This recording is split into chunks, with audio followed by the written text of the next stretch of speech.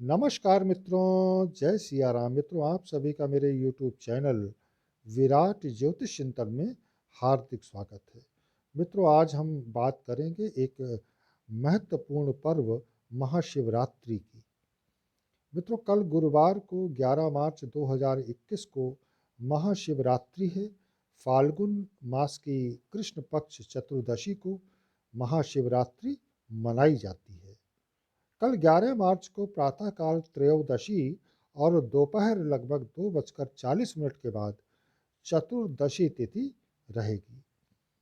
गुरुवार को पड़ने वाली ये शिवरात्रि मित्रों शुभ योगों से युक्त है, अत्यंत शुभ है। शिव और सिद्ध योग होंगे कल। निशीत काल पूजा मुहूर्त रहेगा 23:54 से 24:42 तक, यानी 48 मिनट का करीब ये मुहूर्त होगा। कृष्ण चतुर्दशी को चंद्रमा सूर्य के समीप होते हैं, यानी जीवन रूपी चंद्रमा का शिव रूपी सूर्य के साथ योग होता है। शिव पुराण में बताया गया है कि फाल्गुन कृष्ण चतुर्दशी की रात्रि में आदिदेव भगवान शिव करोड़ों सूर्यों के समान प्रभाव वाले लिंग के रूप में प्रकट हुए थे। इस दिन भद्रा भी रहेगी, लेकिन शिव पूजन में भद्रा निष्प्रभावी होती है। मनोकामना पूर्ति के लिए शिवलिंग की विधि विधान से पूजा करें। संभव हो तो नदी के तट से लाई गई मिट्टी से बने शिवलिंग की पूजा करें, और यदि संभव हो तो 12 ज्योतिर्लिंगों में से किसी एक के दर्शन अवश्य करें, अभिषेक करें। मित्रों, ये तो रही शिवरात्रि, महाशिवरात्रि की जानकारी, पूजा मुहूर्त की। अब मैं बात करूंगा थोड़ी आध्यात्मिक। पूज्य गुरु जग्गी वासुदेव जी शिव का चित्रण किस तरह करते हैं, आज हम बात उसमें करेंगे। वे कहते हैं कि शिव जी को त्र्यंबक भी कहा जाता है, क्योंकि उनकी एक तीसरी आँख है। तीसरी आँख का मतलब बोध या अनुभव का दूसरा आयाम खुल जाना। दो आँखें तो सिर्फ भौतिक चीज़ों को देख सकती हैं, तीसरी आँख भीतर की ओर देख सकती है, और इस बोध से आप जीवन को बिल्कुल अलग ढंग से देख सकते हैं। योग की सारी प्रक्रिया भी यही है कि आपकी ऊर्जा को इस तरीके से विकसित किया जाए और सुधारा जाए कि आपका बोध बढ़े और तीसरी आँख खुल जाए। तीसरी आँख दृष्टि की आँख है। दोनों भौतिक आँखें सिर्फ आपकी इंद्रियां हैं।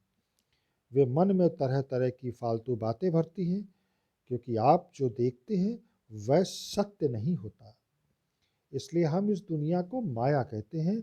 माया का मतलब है कि ये एक तरह का धोखा है।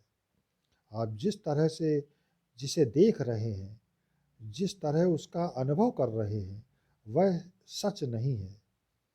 इसलिए एक और आँख का खोलना ज़रूरी हो जाता है, जो ज़्यादा गहराई में देख सके, सच को देख सके। शिवालयों की रचना मित्रों बिना नंदी की मूर्ति के पूर्ण नहीं होती, ऐसा सभी जानते हैं।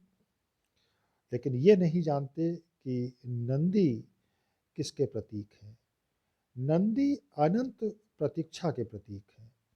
भारतीय संस्कृति में प्रतीक्षा को सबसे बड़ा गुण माना गया है। जो प्रतीक्षा करना जानता है चुपचाप बैठकर, तो वह कुदरती तौर पर ध्यान मग्न हो सकता है। नंदी को ऐसी आशा नहीं है कि शिव कल आ जाएंगे।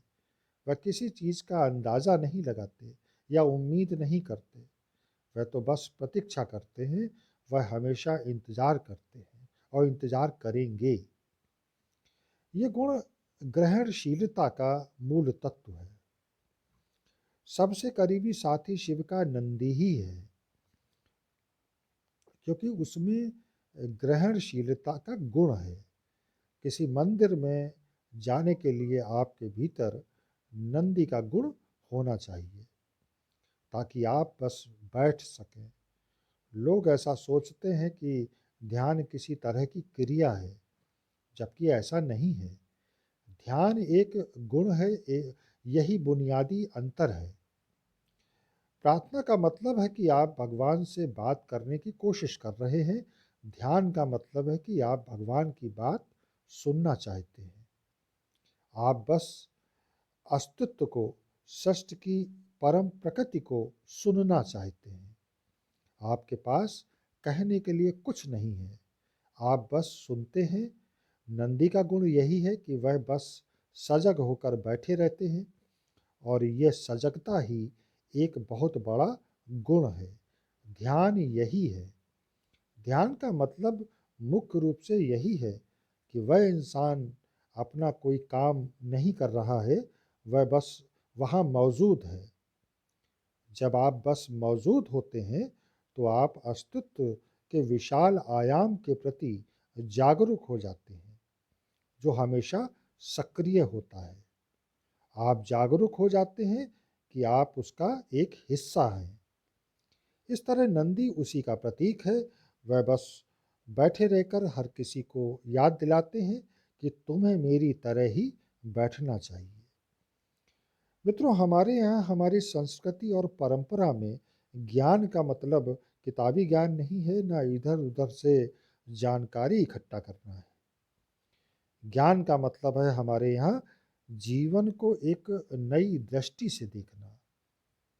तो महाशिवरात्रि के दिन प्रकृति उस संभावना को हमारे काफ़ी करीब ले आती है। ऐसा करना तो वैसे हर दिन ही संभव है, लेकिन इस खास दिन प्रकृति उसे आपके लिए ज़्यादा उपलब्ध बना देती है। और इसी के साथ मैं अपनी वाणी को विराम दूंगा। आप सभी को महाशिवरात्रि पर्व की बहुत बहुत हार्दिक शुभकामनाएं। जय जय सिया राम।